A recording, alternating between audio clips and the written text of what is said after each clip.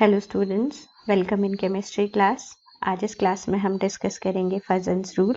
फजन्स rule क्या होता है और साथ में ये किन किन फैक्टर्स पर डिपेंड करता है। ठीक है, अब बच्चों जैसा कि हमने आयनिक कंपाउंड्स के बारे में पढ़ा है, आयनिक कंपाउंड्स के बीच में क्या होता है, strong electrostatic force of attraction होगा। ठीक है, या आयनिक कंपाउंड्स क्या होंगे, जिनमें बॉन्ड बनेगा बिटवीन अपोजिटिवली चार्ज्ड आयंस। अब हम एज्यूम करते हैं बच्चों की जो भी आयनिक कंपाउंड्स होंगे दे हैव 100% आयनिक कैरेक्टर, लेकिन ऐसा नहीं होता। आयनिक कंपाउंड्स के अंदर थोड़ा बहुत कोवलेंट कैरेक्टर भी डिवेलप हो जाता है, मतलब वो प्योरली 100% आयोनिक नहीं होते, उनके अंदर कुछ ना कुछ क्या आ जाता है, कोवलेंट कैरेक्टर आ जाता है। ये ठीक बिल्कुल उसी तरह से है जैसे कोवलेंट कंपाउंड्स के अंदर ना बच्चों, कोवलेंट कंपाउंड्स हमारे पास थे और उनके पास क्या आ रहा था, उनके अंदर आयोनिक कैरेक्टर डिवेलप हो जा रहा था। कैसे आयोनिक कैरेक्टर कैसे आ रहा था उनके अंदर, due to difference in electronegativity. याद है ना आपको, डिफरेंस इन इलेक्ट्रोनेगेटिविटी, कि अगर इलेक्ट्रोनेगेटिविटी डिफरेंस 1.9 से ज़्यादा है तो क्या हो जाता है, जो कंपाउंड है कोवलेंट कंपाउंड वो पोलर हो जाता है। ठीक है, आयनिक हो जाता है, और 1.9 से कम है तो वो कोवलेंट ही रहता है, और अगर 1.9 है तो वो 50% कोवलेंट 50% आयनिक हो जाता है। ये हम डिस्कस कर चुके हैं, आप पोलर और नॉन पोलर मॉलिक्यूल्स में इसको देख सकते हैं। तो हम बात कर रहे थे बच्चों की आयनिक कंपाउंड्स के अंदर कोवलेंट कैरेक्टर डिवेलप हो जाता है, किस तरह से। अब हमें पता है कि आयनिक कंपाउंड्स में क्या होंगे, अपोजिटिवली चार्ज्ड आयन, मतलब वहाँ पे क्या होगा, वहाँ पे होगा एक कैटायन, ठीक है, पॉजिटिवली चार्ज आयन, और एक होगा बच्चों क्या, एनायन, ठीक, नेगेटिवली चार्ज। अब सिंपल मैं कैटायन एनायन को इस तरह से रिप्रेजेंट कर दे रही हूँ। ठीक, ये कैटायन है हमारे पास और ये एनायन है। अब क्या होता है बच्चों, ये जो कैटायन है ना, जब ये इस एनायन को अप्रोच कर रहा है, ठीक है, तो ये कैटायन क्या करता है, ये इस एनायंस के इलेक्ट्रॉन्स को अपनी तरफ अट्रैक्ट करता है, ठीक है, इलेक्ट्रॉन्स को, और जिसके कारण क्या होता है, इस एनायन के अंदर, अब अभी तो आप क्या देख रहे हो, इसकी सिमेट्रिकल डिस्ट्रीब्यूशन इलेक्ट्रॉन्स की है, लेकिन जैसे ही ये इस कैटायन के इन्फ्लुएंस में आया, इसके अंदर क्या हो जाती है, डिस्टॉर्शन हो जाती है, मतलब इसका ये सिमेट्रिकल डिस्ट्रीब्यूशन इलेक्ट्रॉन्स का क्या हो जाता है, डिस्टर्ब हो जाता है, और ये कुछ इस तरह से इसकी शेप हो जाएगी। इसका पॉजिटिव मतलब न्यूक्लियस इधर रह जाएगा और इलेक्ट्रॉन्स इस तरफ शिफ्ट हो जाएंगे। ठीक है, कब, जब ये इस कैटायन के इन्फ्लुएंस में आया, इसमें क्या हो गई, डिस्टॉर्शन हो गई। ठीक, तो हम क्या कहते हैं बच्चों की जब इलेक्ट्रॉन्स यहाँ पर ये डिस्टॉर्शन हुई ना, तो इलेक्ट्रॉन्स इसके पास चले गए। एज ए रिजल्ट अब क्या हुआ कि ये जो कैटायन है इसका पॉजिटिव चार्ज बैलेंस हो गया, ठीक है, और इस एनायन का भी नेगेटिव चार्ज खत्म हो गया। मतलब वहाँ पर क्या हुई, there is neutralisation of charges. ठीक है, अब जब न्यूट्रलाइजेशन हो गई चार्जेस की, तो क्या होगा, जब चार्जेस ही नहीं रहे वहाँ पर, तो आयनिक कैरेक्टर क्या होगा, कम हो जाएगा ना, या खत्म हो जाएगा, आप कह सकते हो। अब ये जो न्यूट्रलाइजेशन है ना, इस फिनोमिना को हम क्या बोलते हैं, पोलराइजेशन हो जाती है, वहाँ पर पोलराइजेशन या न्यूट्रलाइजेशन हो जाती है चार्जेस की। ठीक है, अब ये जो पोलराइजेशन है ये डिपेंड करती है, ठीक है, ये जो कैटायन है, कैटायन, अब इस कैटायन की भी तो कोई पावर होगी ना इस इलेक्ट्रॉन, इस एनायन के इलेक्ट्रॉन्स को अट्रैक्ट करने की। ठीक है, तो इस कैटायन की जो पावर है इलेक्ट्रॉन्स को अपनी तरफ अट्रैक्ट करने की, उसको बोलते हैं हम पोलराइजिंग पावर। इस कैटायन की क्या, पोलराइजिंग पावर, मतलब ये कितनी जल्दी इन एनायंस के इलेक्ट्रॉन्स को अपनी तरफ अट्रैक्ट करता है, या इसके अंदर क्या लाता है, इसके अंदर डिस्टॉर्शन लाता है। एनायन के अंदर डिस्टॉर्शन अगर ये कैटायन ला रहा है तो हम क्या बोल रहे हैं उसकी इस प्रॉपर्टी को, पोलराइजिंग पावर। ठीक है, और साथ में अब ये जो एनायन है इसमें भी तो डिस्टॉर्शन हो रही है ना बच्चों। अब ये जो डिस्टॉर्शन हो रही है तो हम क्या बोलते हैं इसकी प्रॉपर्टी को, इसकी प्रॉपर्टी टू गेट पोलराइज्ड, ठीक है, टू गेट डिस्टॉर्टेड, उसको बोलते हैं हम इसकी पोलराइजिबिलिटी। तो इस पोलराइजिंग पावर और पोलराइजिबिलिटी के कारण, इन दोनों फैक्टर्स के कारण क्या आ रहा है वहां पर, हमारे पास हो रहा है पोलराइजेशन, मतलब न्यूट्रलाइजेशन ऑफ चार्जेस। और न्यूट्रलाइजेशन मतलब आपका जो आयनिक कैरेक्टर है वो न्यूट्रलाइज हो जा रहा है, वो कन्वर्ट हो जा रहा है किसमें, कोवेलेंट कैरेक्टर में। ठीक है, अब ये जो पोलराइजिंग पावर है बच्चों, हर कैटायन की अलग अलग होगी ना, और इसी तरह से ये पोलराइजिबिलिटी भी एनायंस की क्या होगी, अलग अलग होगी। तो किन किन फैक्टर्स पे ये पोलराइजिंग पावर या पोलराइजिबिलिटी डिपेंड करती है। ठीक है, तो पहले ले लेंगे हम पोलराइजिंग पावर ऑफ कैटायन। ठीक है, polarising power of cation depends on किस किस चीज पे डिपेंड करेगी। तो पहला ले लेते हैं हम, पोलराइजिंग पावर डिपेंड करेगी साइज ऑफ कैटायन पे। अब कैसे, आप देखो यहाँ पर जो कैटायन है पॉजिटिवली चार्ज्ड है। अब मान लो एक कैटायन का साइज ये है, ठीक है, और एक मान लो कैटायन है उसका साइज ये है। अब बच्चों साइज जितना छोटा होगा ना, क्या होगा, चार्ज डेंसिटी उतनी ही ज्यादा होगी। ठीक है, एक चार्ज जो है छोटे से एरिया में प्रेजेंट है, तो चार्ज पर यूनिट वॉल्यूम क्या होगा, ज्यादा होगा। या मैं ये ऐसे कह सकती हूँ कि चार्ज डेंसिटी क्या होगी यहाँ पर, हाई होगी, है ना, ज्यादा होगी। ठीक है, अब अगर चार्ज डेंसिटी इसकी ज्यादा है तो ये दूसरे इलेक्ट्रॉन्स को अपनी तरफ इजीली क्या कर सकता है, अट्रैक्ट कर सकता है। लेकिन यहाँ पर देखो आप, इसकी charge density per unit volume क्या हो गया, चार्ज कम हो गया, तो चार्ज डेंसिटी जो है वो क्या हो जाएगी, स्मॉल हो जाएगी, लो हो जाएगी। ठीक है, और उसके कारण ये और इलेक्ट्रॉन्स को अपनी तरफ अट्रैक्ट नहीं कर पाएगा। तो क्या समझे आप कि जो पोलराइजिंग पावर है that is inversely proportional to size of cation. ठीक है, साइज ऑफ कैटायन का साइज जितना छोटा होगा पोलराइजिंग पावर उतनी ही ज्यादा होगी। ठीक है, फॉर एग्जाम्पल मान लो बच्चों मेरे पास एक है सोडियम क्लोराइड और एक मैं ले लेती हूँ एल्यूमिनियम क्लोराइड।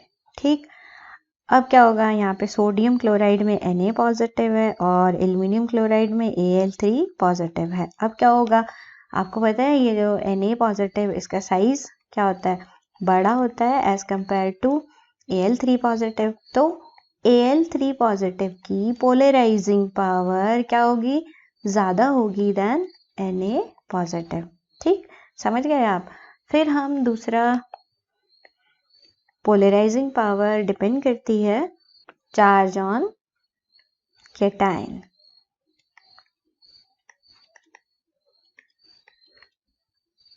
आप बच्चों सिंपल इसको कैसे समझ सकते हो कि कैटायन पर जितना ज्यादा चार्ज होगा ना, साइज उतना ही छोटा होगा, है ना, समझ रहे हो ना आप कि कैटायन पर चार्ज जितना ज्यादा होता है साइज उतना ही छोटा होता है, और साइज छोटा होगा तो पोलराइजिंग पावर ज्यादा होगी। ठीक है, तो पोलराइजिंग पावर किसकी, कैटायन की, that is directly proportional to charge on cation. Cation पर जितना ज्यादा चार्ज होगा पोलराइजिंग पावर उतनी ही ज्यादा होगी। आप देख रहे हो यहाँ पर, ठीक है, जितना ज्यादा चार्ज उतनी ज्यादा पोलराइजिंग पावर।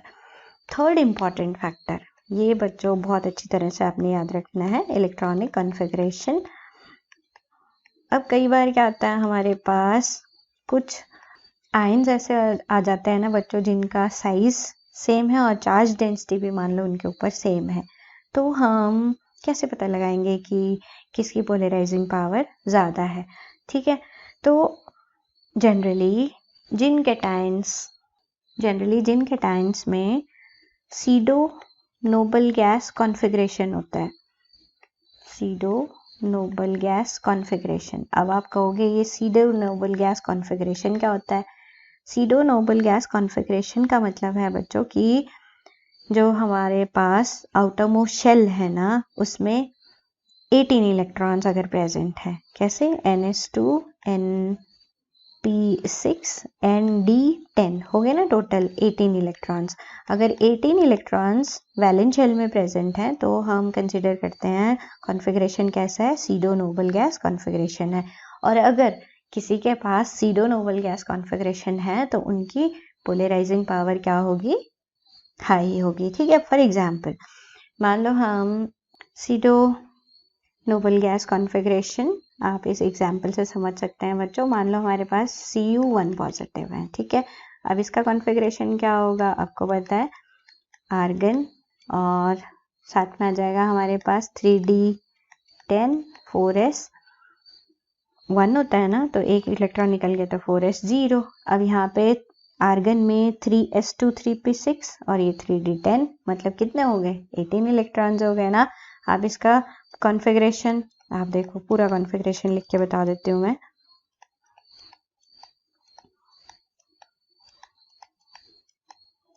(3d10) आप देख रहे हो यहाँ पर 4s 0, ये कॉपर 1 पॉजिटिव का कॉन्फ़िगरेशन है। ये अब आप ये इलेक्ट्रॉन्स देखो कितने हो गए, 18 इलेक्ट्रॉन्स, तो हो गया ना सीडो नोबल गैस कॉन्फ़िगरेशन। तो इस Cu पॉजिटिव की पोलराइजिंग पावर क्या होगी, हाई होगी। ठीक है, अब इसी के ग्रुप में आते हैं बच्चों Cu पॉजिटिव, कॉपर आता है, सिल्वर आता है और गोल्ड आता है। ठीक है, अगर ये कहीं पे कैटायंस आप देख रहे हो तो इनकी क्या होगी, हाई पोलराइजिंग पावर होगी, है ना। सिमिलरली हमारे पास मान लो जिंक 2 पॉजिटिव है। अब जिंक 2 पॉजिटिव का कॉन्फ़िगरेशन अगर आप देखें बच्चों तो ये भी बिल्कुल कॉपर 1 पॉजिटिव जैसा ही आता है। तो ये भी क्या होगा, इसकी भी कॉन्फ़िगरेशन कैसी हो जाएगी, 18 इलेक्ट्रॉन्स। ठीक है, यहाँ पे आर्गन के काउंट करने हैं आपने, 3s2 3p6, तो 18 इलेक्ट्रॉन्स आ जाएंगे। 18 इलेक्ट्रॉन्स आ गए तो again pseudo noble gas configuration, तो इसकी पोलराइजिंग पावर भी ज़्यादा होगी। ठीक है, अब यहाँ पर जिंक के ग्रुप में कौन से आ जाते हैं, जिंक आ जाता है, कैडमियम आ जाता है और मर्करी आ जाता है। तो इनकी पोलराइजिंग पावर भी क्या होगी, इनकी पोलराइजिंग पावर भी ज़्यादा होगी, आपने याद रखना है। ठीक है, तो ये तो था बच्चों कैटायंस के बारे में। अब बच्चों बात करेंगे एनायंस की पोलराइजेबिलिटी की। ठीक है, कि एनायंस कितनी जल्दी पोलराइज होते हैं, मतलब डिस्टॉर्ट होते हैं, उसको क्या बोल देते हैं हम, पोलराइजेबिलिटी। तो एनायंस की पोलराइजेबिलिटी किन किन फैक्टर्स पे डिपेंड करेगी, तो एनायंस की पोलराइजेबिलिटी डिपेंड करती है साइज ऑफ एनायन पर। ठीक है, अब एनायन का साइज जितना बड़ा होगा, कैसे, एनायन का साइज जितना बड़ा होगा उसमें उतनी जल्दी डिस्टॉर्शन होगी। सोचो आप, इमेजिन करो, मान लो हमारे पास एक लिथियम क्लोराइड है और एक लिथियम आयोडाइड है। ठीक है, अब क्योंकि क्लोराइड का साइज छोटा है तो यहाँ पर डिस्टॉर्शन जल्दी नहीं होगी। आयोडाइड का साइज क्या है, आयोडाइड का साइज आप कहोगे बहुत बड़ा है। ठीक है, यहाँ पर ये आयोडाइड आयन है मान लो, और यहाँ पर लिथियम इसको अप्रोच कर रहा है। ठीक है, ये इसको क्या करना चाह रहा है, पोलराइज करना चाह रहा है। अब ये जो आयोडाइड है ना बच्चों, आयन, इसका क्या होता है, साइज बड़ा होने के कारण यहाँ पे जो न्यूक्लियस है उसका अपने इलेक्ट्रॉन पे ही इन्फ्लुएंस नहीं रहता है, तो वो एक्स्ट्रा इलेक्ट्रॉन को कहाँ होल्ड करके रखेगा, तो एक्स्ट्रा इलेक्ट्रॉन मूव कर जाएगा ना किसके साइड, इस लिथियम के साइड, मतलब यहाँ पर डिस्टॉर्शन होने के चांसेस ज़्यादा हैं। ठीक है, तो साइज क्या याद रखना है आपने, साइज जितना बड़ा होगा पोलराइजेबिलिटी उतनी ही क्या होगी, ज़्यादा होगी। ठीक है, larger the size higher will be polarisability.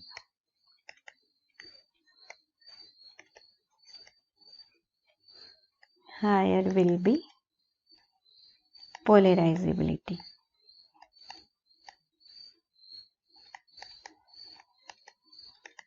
अब जैसे आप देखो यहाँ पर पोलराइजेबिलिटी यहाँ पे ज़्यादा है तो जल्दी पोलराइजेशन होगी, जल्दी पोलराइजेशन होगी तो क्या कह सकते हैं हम, यहाँ पर कोवेलेंट कैरेक्टर ज़्यादा होगा। ठीक है, तो lithium chloride is less covalent as compare to lithium iodide. ठीक है, सेकेंड हम बात करेंगे charge on an ion.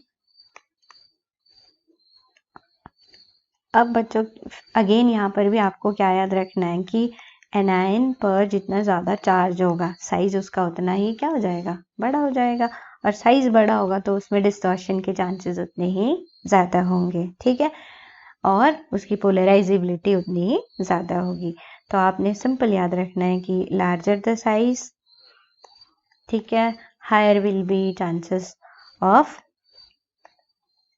Polarisation या हायर पोलराइजेबिलिटी आ जाएगी, ठीक है ना।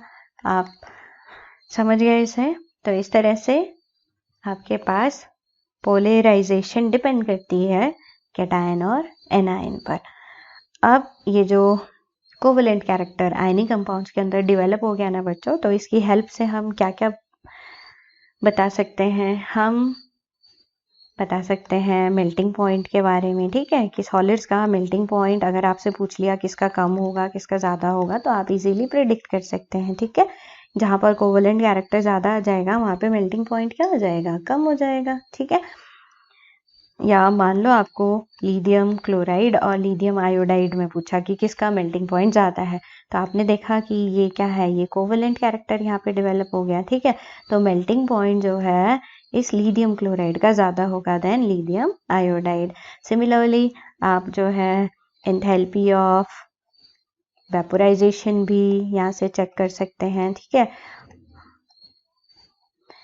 फिर आप और चेक कर सकते हैं यहाँ से सॉल्युबिलिटी, ये कौन ज़्यादा सॉल्युबल होगा, ठीक है। जनरली जो हमारे पोलर आयनिक सॉल्वेंट्स होंगे, जनरली जो हमारे आयनिक सॉलिड्स होंगे वो पोलर सॉल्वेंट्स में इजीली डिसॉल्व हो जाएंगे, और जहाँ पर कोवेलेंट कैरेक्टर आ गया उनके अंदर तो क्या हो जाएगा, वो नॉन पोलर सॉल्वेंट्स में जल्दी डिसॉल्व होंगे। या आप यूँ कह सकते हो कि आयनिक जो सॉलिड्स हैं वो पोलर सॉल्वेंट्स में इजीली डिसॉल्व हो जाएंगे, और जहाँ पर कोवेलेंट कैरेक्टर आ गया वो इजीली पोलर सॉल्वेंट्स में डिसॉल्व नहीं होंगे, ठीक है। तो आप प्रॉपर्टीज को एक्सप्लेन कर सकते हो on the basis of covalent character present in their compounds, ठीक है ना। और साथ में कोवेलेंट कैरेक्टर आप पता लगा सकते हो with the help of this Fajans rule. So I hope आपको समझ आ गया होगा, और अगर आपको कोई प्रॉब्लम आती है तो आप मुझसे पूछ सकते हैं, मुझे कमेंट कर सकते हैं। So that's all, thank you.